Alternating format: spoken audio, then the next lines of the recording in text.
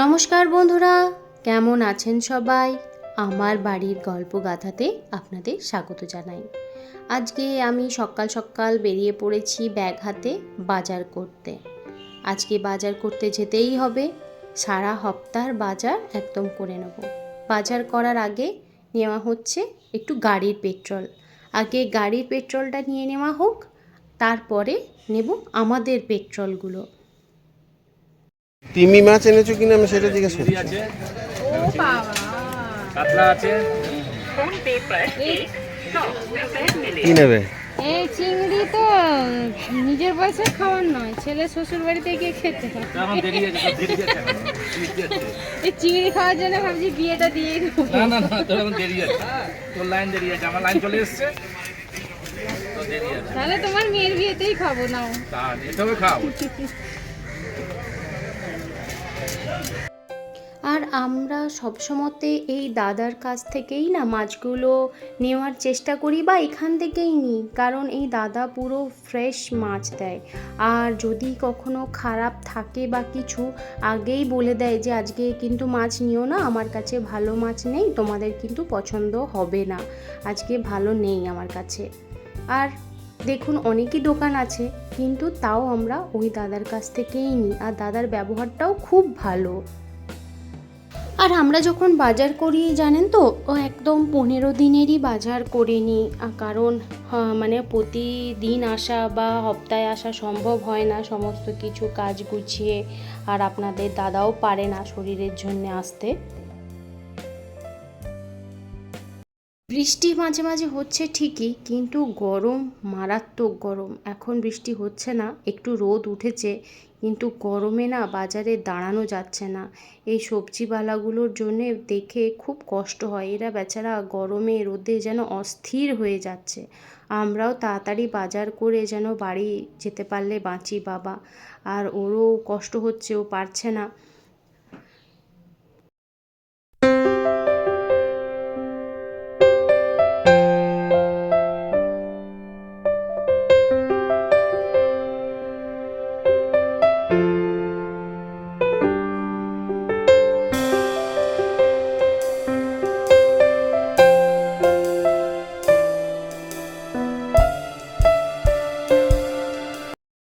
চলুন, আজকের মতো বাজার হয়ে গেছে, এইবার বাড়ির দিকে রওনা দেওয়া যাক। কারণ বাড়িতে গিয়েও তো আবার রান্না বান্না সমস্ত কিছু বাকি আছে, সেগুলোও করতে হবে। কখন যে কি করব বুঝতে পারছি না। চলুন বাড়ি যাই এবার।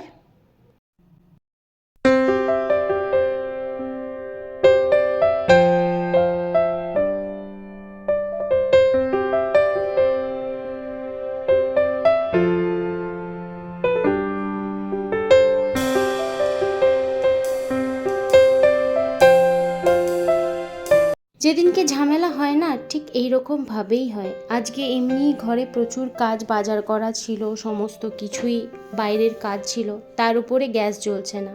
আমি ড্রেস চেঞ্জ করে সমস্ত কিছু করে রান্নাবান্না করতে যাব, দেখছি গ্যাস আর জ্বলছে না। তো আবার নিয়ে গেলাম গ্যাস সারাতে। তো দেখা যাক কখন গ্যাস সারানো হয়। যাই হোক, বললো যে আজকে এক্ষুনি দিয়ে দেবে, তো বাড়ি গিয়ে রান্না করতে পারবো। আর না হলে আজকে হয়তো আর রান্না করতে পারতাম না, কিনেই খেতে হতো। মানে যেদিন ঝামেলা হয় না, এই রকমভাবেই হয়, কিচ্ছু করার থাকে না। গ্যাসের মধ্যে নাকি অনেক নোংরা জমে গেছিলো, তাই জ্বলছিল না। আর ওই দিকেও মেঘ করে এসেছে, যদি বৃষ্টি আসে আবার দেরি হবে। মানে পাগল লাগছে আজকে, মানে কি করব ভাবতেও পারছিলাম না। আর এইদিকে দেখুন খড়গপুরের ফলের মার্কেট, পুরোটাই এইদিকে লাইন দিয়ে পুরো ফলের মার্কেট বসে। এটাও এর মধ্যে আপনাদেরকে দেখিয়ে দিলাম। দেখেছেন কত ফলের দোকান, কিন্তু এখান থেকে নেওয়া হয় না, প্রচুর দাম ফলের এইখানে। তো আমার দাদা পাঠিয়েছে।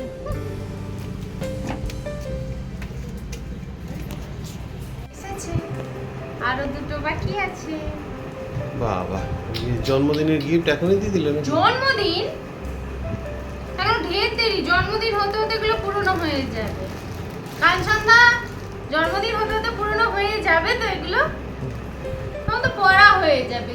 জুন জুলাই, কোথায় সেই আগস্ট, রে বাবা। ঠিক আছে, খোলো এবার দেখি। অনেকগুলো দিন। খোলো খোলো। আমার দাদা পাঠিয়েছে।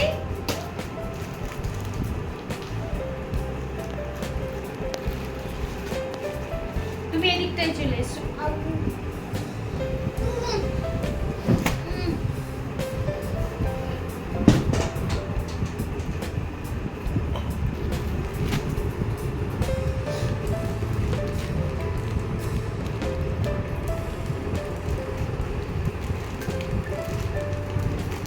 আর দুটো কবে আসবি?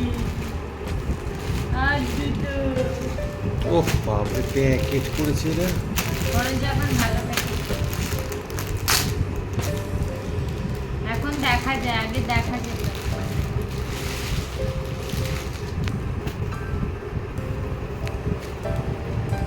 এই দেখো বন্ধুরা, বাহ, সুন্দর হয়েছে, খুব সুন্দর হয়েছে। কুর্তি, এই হচ্ছে প্যান্ট, বাহ, আর এই হচ্ছে ওড়না। বাহ, অন্যটা খোলো দেখি, অন্যটা দারুণ লাগছে তো দেখতে। বাহ বাহ বাহ, না ওটার সাইজও বড় আছে, ছোট সেই আউটটার মতন না, সুন্দর হয়েছে। কাঞ্চনাকে একটা থ্যাংক ইউ দিয়ে দাও। থ্যাংক ইউ কাঞ্চন দা।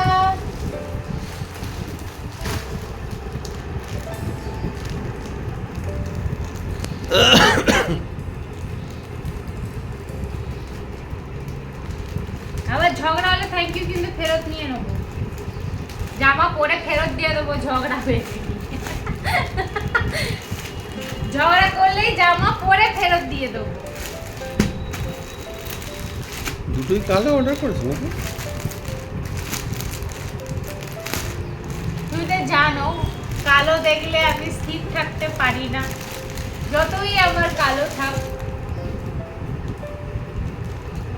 বাহ বাহ বাহ, দারুণ এসছে তো।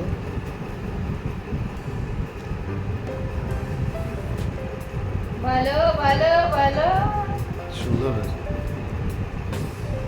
সত্যি সুন্দর হয়েছে না? তোমার খুব সুন্দর। মুখটা একটুখানি ভেটকে গেল কেন গো? না না, খুব সুন্দর লাগে, আমার তো ভালো লাগে দেখতে। তোমার ভেটকাটা মুখটা একটু দেখাও বন্ধুদেরকে।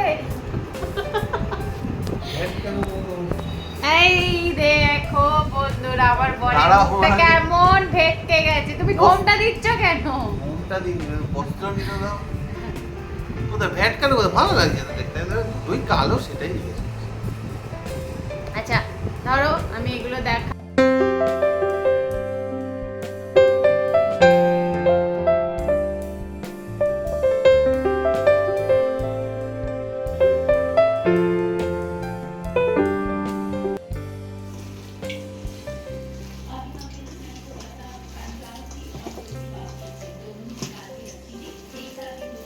ये इतना छोटा कैसे हो गया? मेरे को इतना छोटा? तेरा तो गेम बजाना पड़ेगा। এই এক একটা ছোট ছোট করে কেটে দিয়েছি, এক একটা বড় আছে।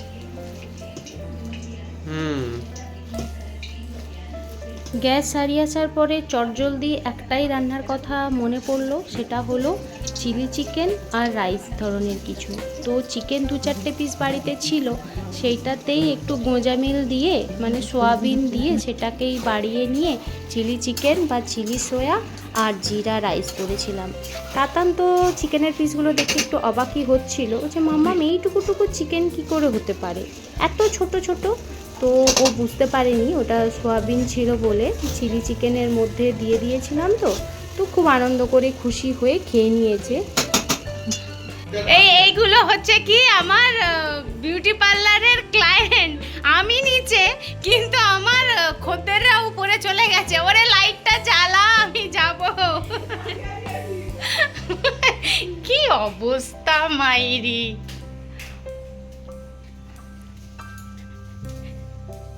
এই হচ্ছে বিউটি পার্লারের কাস্টমার যে নিজে আগে চলে এসছে, তুমি আসলে এসো, না আসলে না এসো। কোন দিকে ধরছিস?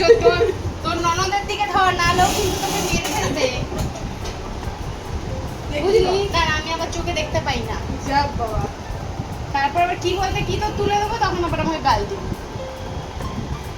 উঠে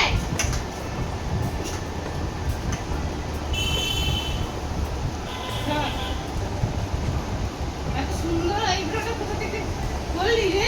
ইয়ে বাবা, তুই থাকবে না ওই অবস্থা। কি করেছে রে আইব্রোটা? থাকবে না ওই অবস্থা, বিয়ে বাড়ি যাওয়ার ছিল, ফোন করেছি তোমার, তুমি ছিলে না।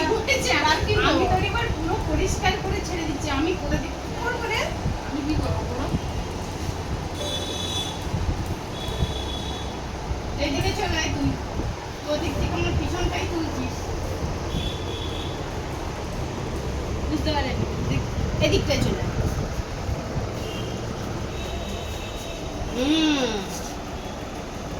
এবার আমি পুরোটা তোর পরিষ্কার করে দিই, তোর না থাকবে আইব্রো, না করতে হবে তোকে, কাজল দিয়ে এঁকে এঁকে চলে যাবি। বিয়ে বাড়ি যাওয়ার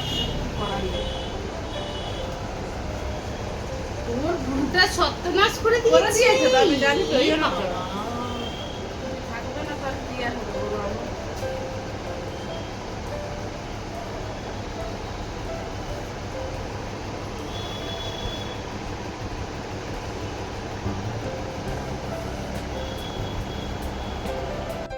দেখলেনি আজকের দিনটা কেমন ঝড়ের মতো আমার কেটে গেল, বুঝতেই পারলাম না।